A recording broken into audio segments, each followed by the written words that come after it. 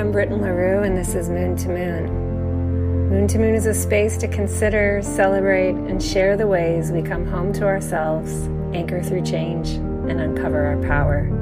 1 month, one phase, one loving step at a time.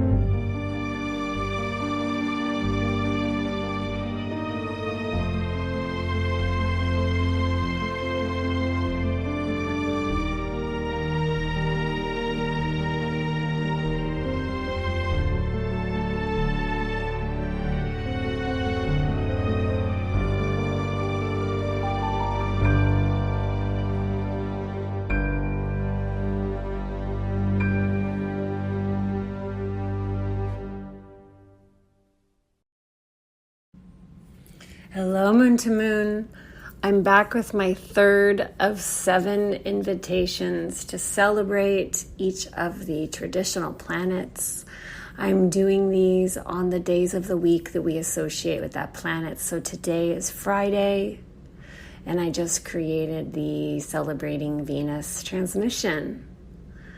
I knew it would be deep and moving.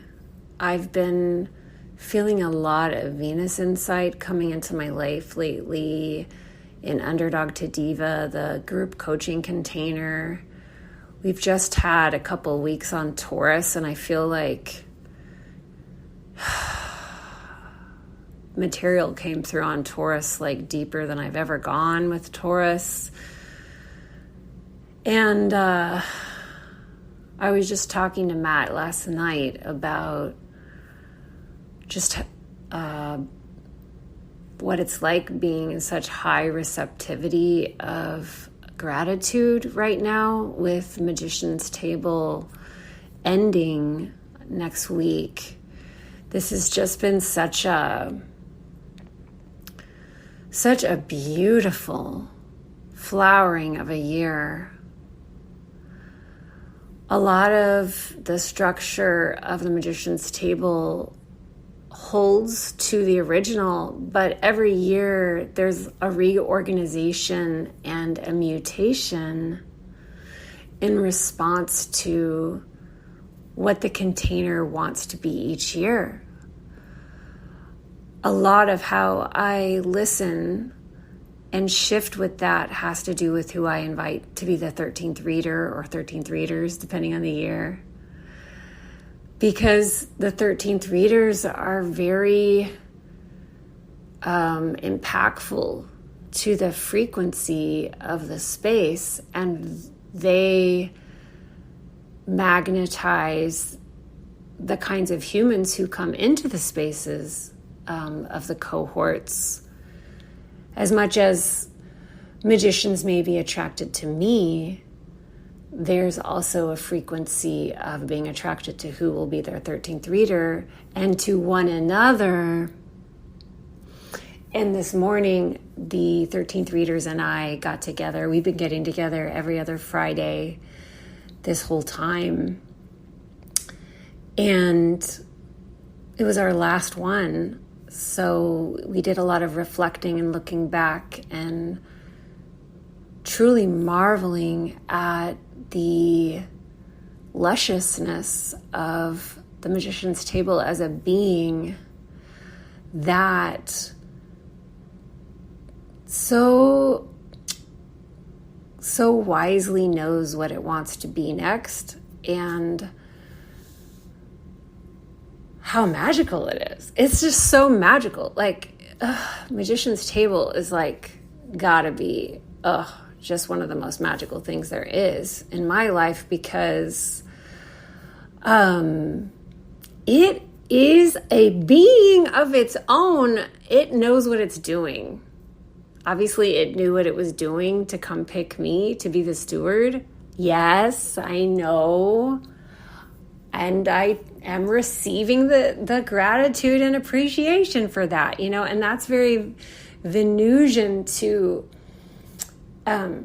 receive and then share and then receive. Like we were just talking about this in a Speech of the Grail book club meetup for the Magician's Table. I do that book every year. It's optional part of the Magician's Table curriculum to join the book gatherings. It's my favorite book for my work in the world. The Speech of the Grail by Linda Sussman. We were talking about how, we were talking about gifts. There was this section on gifts and like that what we are gifted, we are meant to then, it's going to pass through us and keep moving. And this is an aspect of Jupiter too. I talked about this in Celebrating Jupiter. Venus is one of the benefic planets like Jupiter that, it feels so good, the receptivity and the reciprocity. And, but this transmission I'm going to share speaks to my journey with learning how to be soft, to open to receive the bounty, the beauty, the pleasure, and also that opening, that softening makes us more available to feel everything else. So trusting in my relationship to Venus has helped me to hold to what is present, to be able to be there for whatever it is that I am held, I am supported, I am witnessed, I am loved, and so much of that comes through the vastness of the Venusian, the unfathomable, unlanguageable vastness of the Venusian. Such a force. I hope you enjoy it. Sending everyone lots of love here on Venus's Day. Cheers.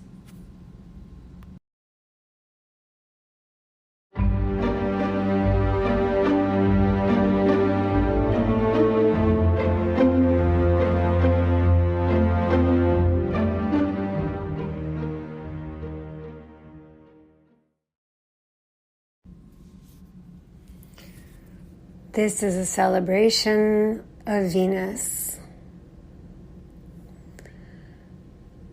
Now that I'm sitting here reflecting on it, I feel like Venus was coming through as perhaps my first teacher in my mystical path. I tend to think of it as the moon. But when I frame it as Venus as Maui, because my mystical path began on Maui when I started to take intuitive healing with my teacher, Deborah Cremens, there. In truth, the island was flowering inside of me when I look back. One of the most important ways that this happened was through the experience of time. Gentle reminder that astrology is very much about time and supports us humans to flourish in our many-handed approach to time, the many hands given to us through the support of the different hands of the planets. And so what happened when we moved there is I was used to having the whole coming month planned out. Like, I knew what I was doing every weekend, months out. Babysitters were lined up, like dinner reservations were made, tickets were booked. Like, I operated the way most people around me operated, which is like, oh, there's an opening in the calendar. What do we need to fill that opening? What could we come up with to fill this opening. And it was like time was like always just like a thing to be filled and scheduled. It's really funny thinking back on that. And the first few months of living in Maui, I lived there a total of a year. It was 12 months, like to the day nearly.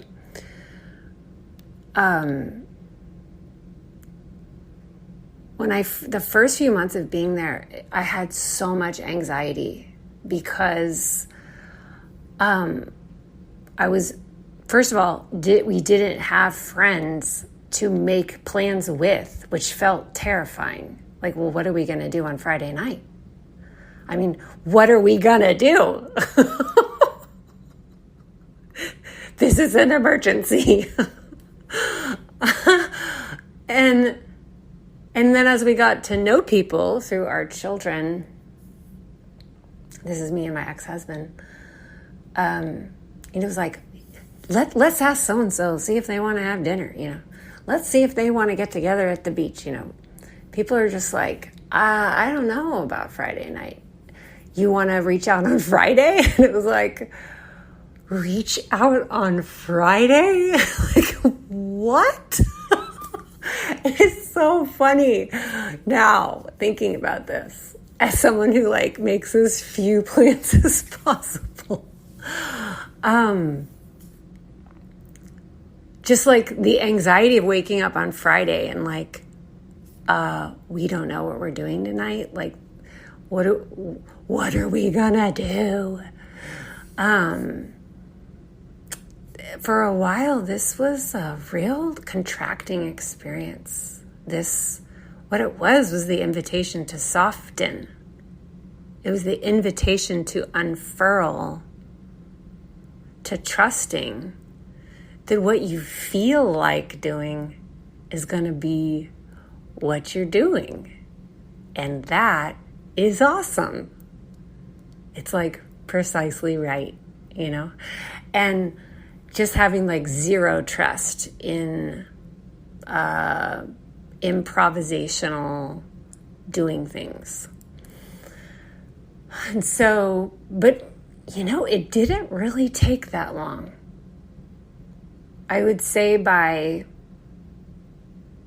3-4 months in, there was just this sense of like, oh, we just don't make plans anymore.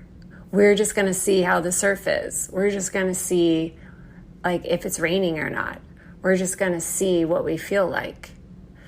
And we'll just do things as we feel like doing them. Whoa. As we feel like doing them, we do things. Or we don't do things as we don't feel like doing them. And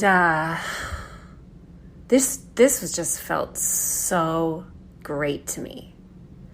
And it didn't really take that long before I saw the openings in my calendar as so exciting. Whereas previously, I was frightened by openings. I was frightened by like not knowing what I'm going to do, And it started to be like, oh, thank goodness. Like, oh, look how open that is. Oh, look how open that is. It just felt so delicious. This capacity to just trust that like after we pick the kids up from school on Friday, things are just going to happen based on what we feel like. So in a way, I would honestly say that softening became crucial to everything else that happened after that for me. Because what it did then was create enough opening and softness for me to be a more receptive person. Because then when I was like about 4 months in is when I started to take intuitive healing. And that was able to be received by my body system. And very quickly, I just kept opening and having these just huge awakenings to my own gifts as a naturally receptive being. And I have found this to be true that again and again as I work with students and clients and mentors, it's just such a natural thing actually for us to soften, you know? Like the desire to soften begins to create the softening. And there is a contraction around that now and then, like cyclically, it could feel scary before we become even more receptive. But I've watched so many, many humans now who've been in my communities for multiple years. Like their whole frequency is so different. And so much of what's different is there's like a different timing process in how they operate in the world. There's like a different listening that's happening to time. And I believe that it comes from having more time styles, more approaches to time, more relationships to time than the urgency-driven time that we were all conditioned in. It's like the great news is our bodies already know what to do. Like we don't have to logically manage the process of softening and becoming more receptive to what we feel like. Because our bodies do this. Our bodies contain the genius for this already, inherently, innately. It's very, very powerful.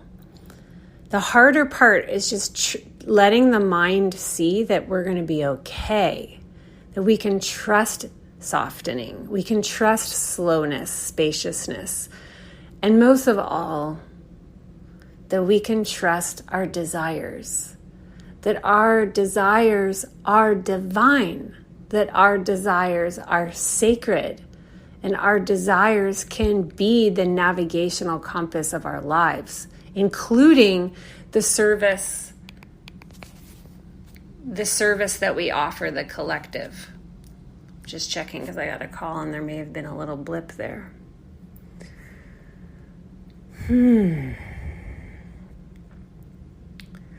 Venus has been one of my most intense teachers in my path as a mystic. And because of this is why when I talk about teaching and leading and guiding in Emergence Astrology Year 1, and I talk about how it's a hermitage, I'm also talking about how deeply erotic it is and very human that it is and very like animal that it is. Because Venus is a very sacred part of us that speaks through the body, through the animal parts of us that are not controlled by the mind. The mind is not doing the Venus stuff, you know? And this takes unlearning. This takes practice. This takes trust that the mind doesn't know everything.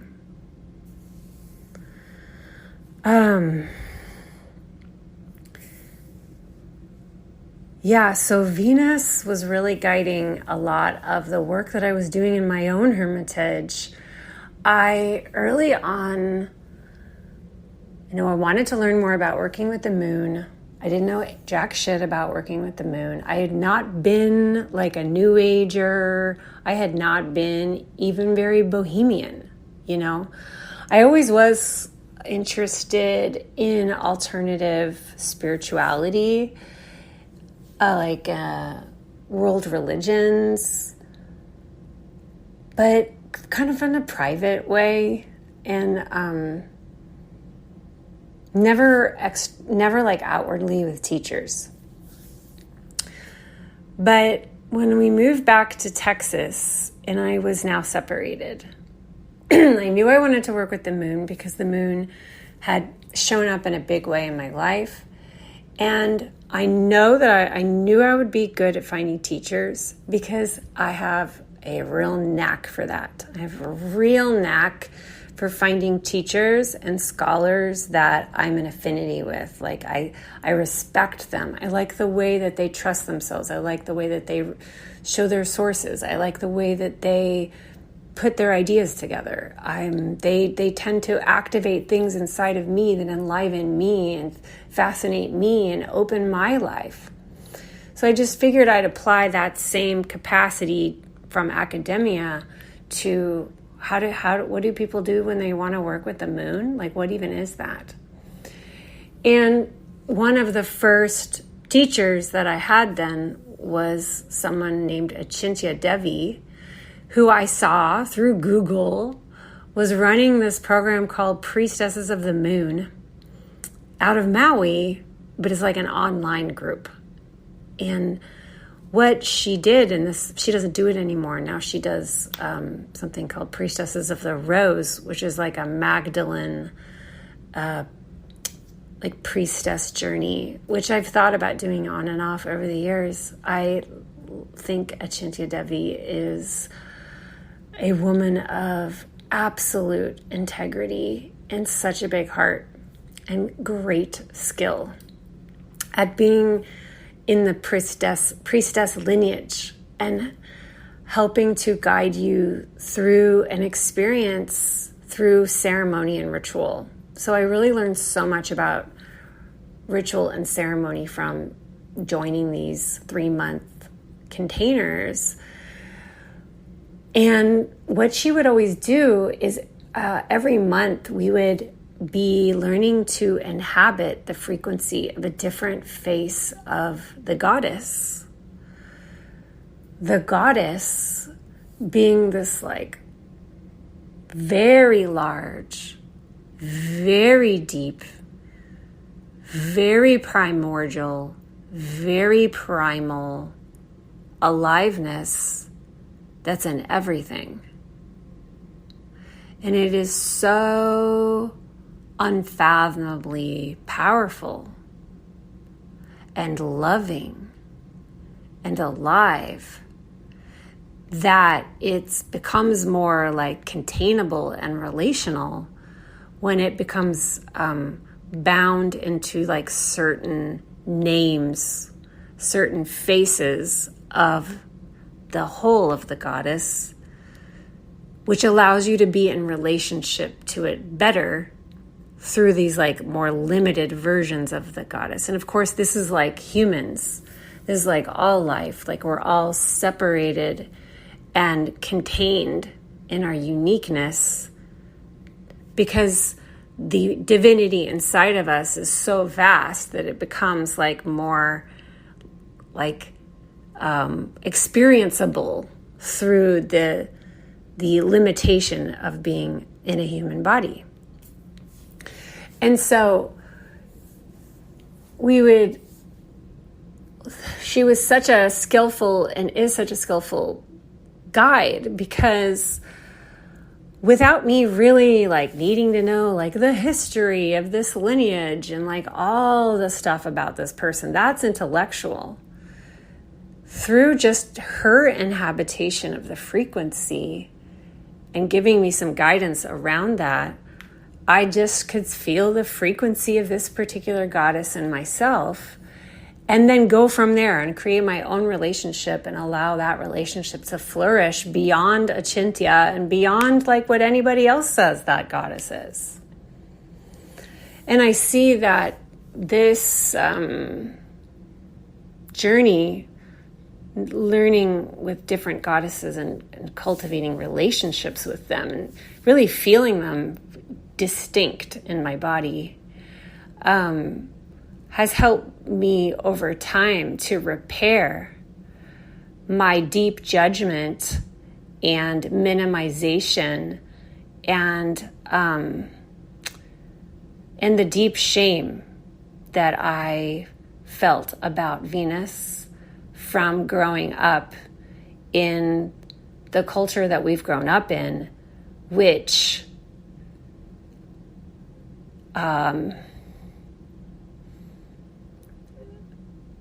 treats the Venusian with unspeakable violence. It's unspeakable. And the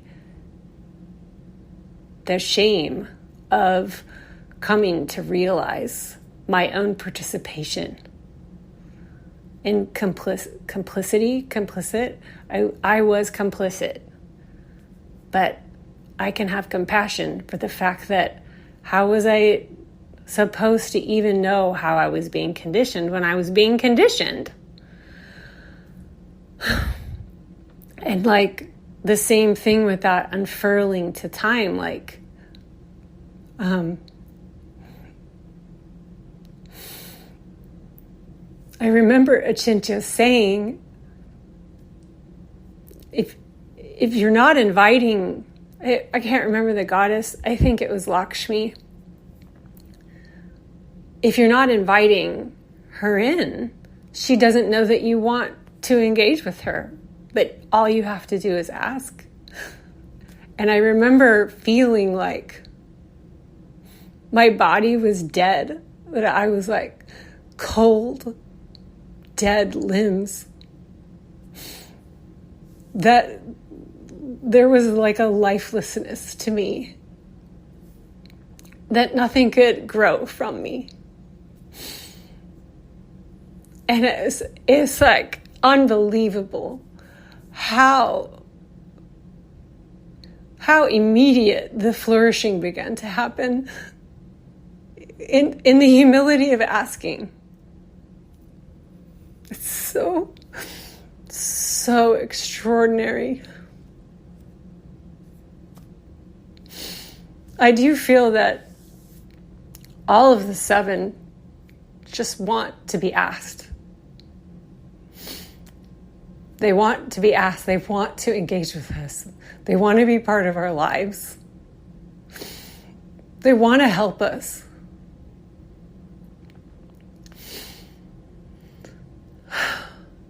So, just like, oh my God, it's so wild to remember it now, because I do feel so juicy. Like, I've been juicy now so long that, like, I just feel so much compassion for my younger self who just didn't know. I didn't know that all this was there. But even so, I wasn't translating this relationship to astrology as I was learning it. I was still seeing Venus in charts as small things. It was like an invisible glyph, like, oh, that, whatever. What really matters is where the Saturn is, or like what really matters, And just the Venus in charts just like didn't feel important. Venus transits were, I just still was carrying so much misogyny and hatred of the Venusian. I think that it's a function of shame, that like when there's so much shame, it's just easier just to not go there, It's almost like we have to cultivate the capacity to even let ourselves be aware of some of it at all. And it takes like a certain threshold to even be able to handle like just some shame. And so it's like the capacity to feel more leads to the capacity to feel more, which is why I say feeling more means feeling more is like the more I've opened in my capacity to the Venusian to feel slow, soft time, pleasure, this feels good, the more I'm able to also feel all the other things like sacred rage and anger and frustration and annoyance and grief and shame. So, what I think of as my big breakthrough with Venus is probably, I think of this as my breakthrough because it felt a little more astrological Venus, where what I'm realizing is I've always been working with Venus, whether I'm seeing a Venus in a chart or in a goddess or in flowers on the island of Maui, it's all Venus. Was after my big breakup in spring of 2021 when I came up with the Emergent No and Taurus season and Vulture Magic. I really came to Venus on my knees.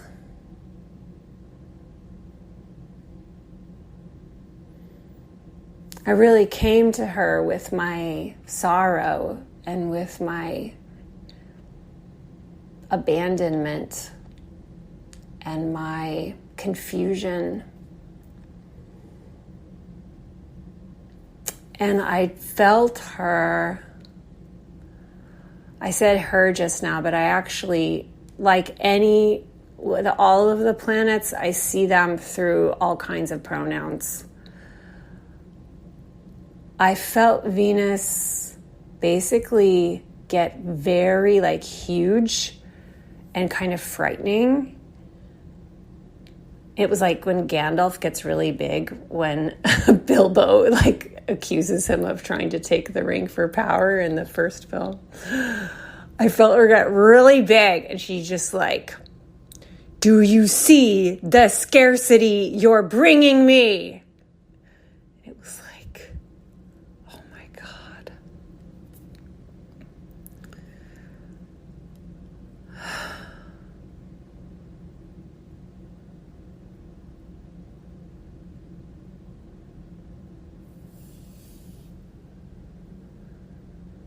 It was a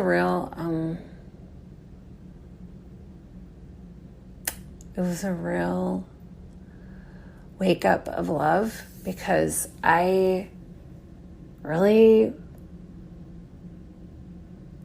hadn't wanted to take responsibility for my own scarcity around men and love and relationship and abundance and what's possible. And so I began to be in deep relationship with Venus to help me trust in her, to trust that I'm supported in naming what I want and trusting I'm going to receive it, and let go of your timing constraints around that.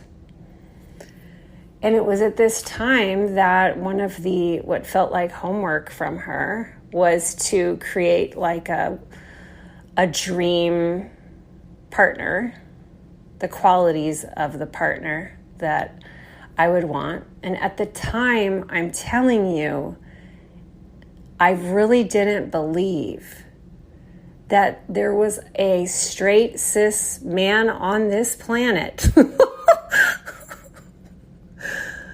who could fulfill all these things. This is a unicorn. This being does not exist. And Venus is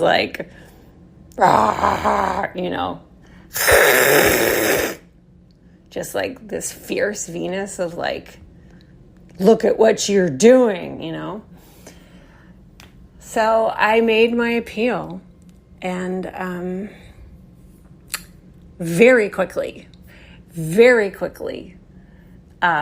I get a DM from the one and only Matthew Ryan Bull, my partner now of almost 3 years, who is everything on that list times a million quadrillion.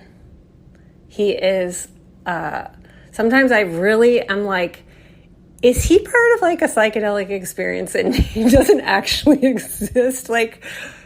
Are you real? Just tell me. Am I losing it? How is this happening? That you have a penis and you're like this. So, he is a real, it feels connected. Sometimes I hear Venus say, "Do you like this delicious man that we brought you?" To which I purr. And purring to me is like that's like the Venus thing, is purring. Like picture purring, that's it. Allowing yourself to experience time, experience life, experience feeling, and just letting yourself drop into it and purr. Trusting that this is possible. And this kind of drop down into sweetness is so hugely repairing and delicious, and feels so what we're here for. Shame just complicates it so much, because usually we have these desires that we shame because we think they're wrong, or we think they're selfish, or we think that they won't be understood, or we think, we have all these reasons why we have a desire, and we think we're not supposed to, that we should just be grateful.